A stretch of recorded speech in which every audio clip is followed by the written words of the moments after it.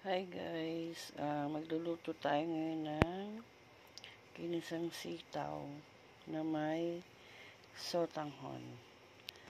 Ito pang ingredients natin, syempre yung ating sitaw, ang ating sotanghon, bawang at sibuyas, giniling. Syempre po ang ating mantika at ang ating patis. Ayan po. So, mag-start na tayo magluto guys. So, guys, unahin natin ang, syempre, mantika. Ayan. Syempre, painitin natin ng konti. Sa kawali. Next natin ay unahin natin ang giniling. Ayan.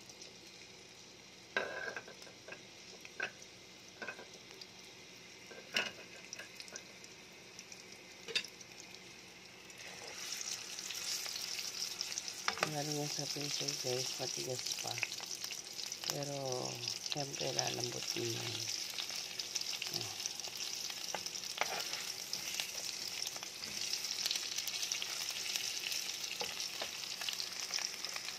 Ayun guys.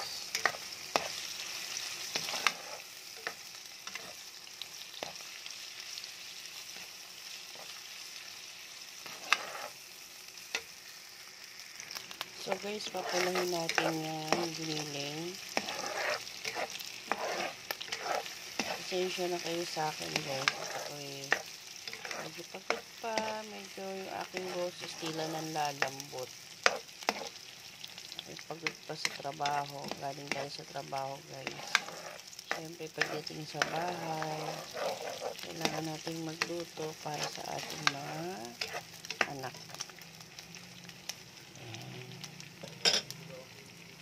So guys, ito po, lagyan natin ang ating bawang.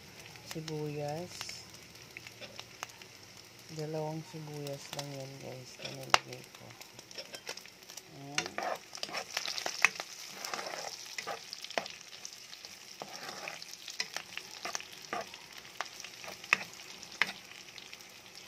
Sunod na natin ang ating bawang.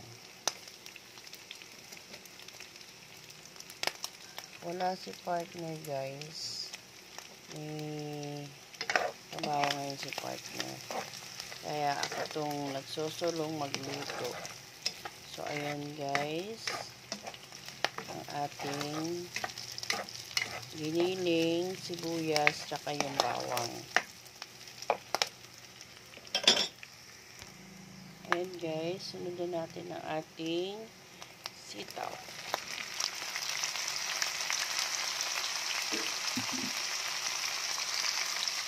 So, haluin natin yan guys.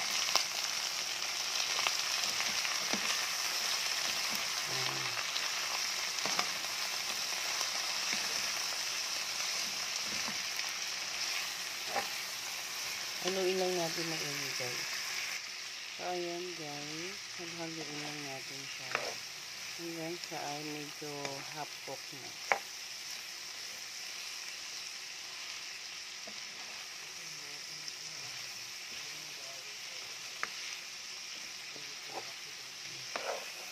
Haluin natin para yung mga sahog sa ibabaw naman siya. So, ayun guys, lagay na natin yung ating sotanghon. Haluin natin yun guys. So guys, lagyan natin ng konting tubig.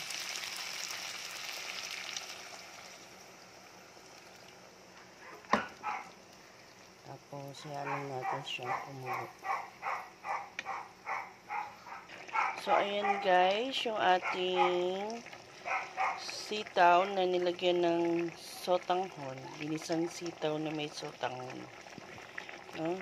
Pakikita natin yan pag lalagay natin sa mangkok as a finished product po. Wait lang po.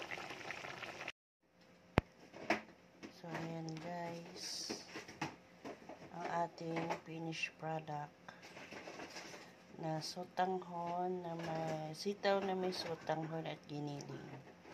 So, thank you guys for watching. Please like and share, subscribe po. Salamat. See you next vlog.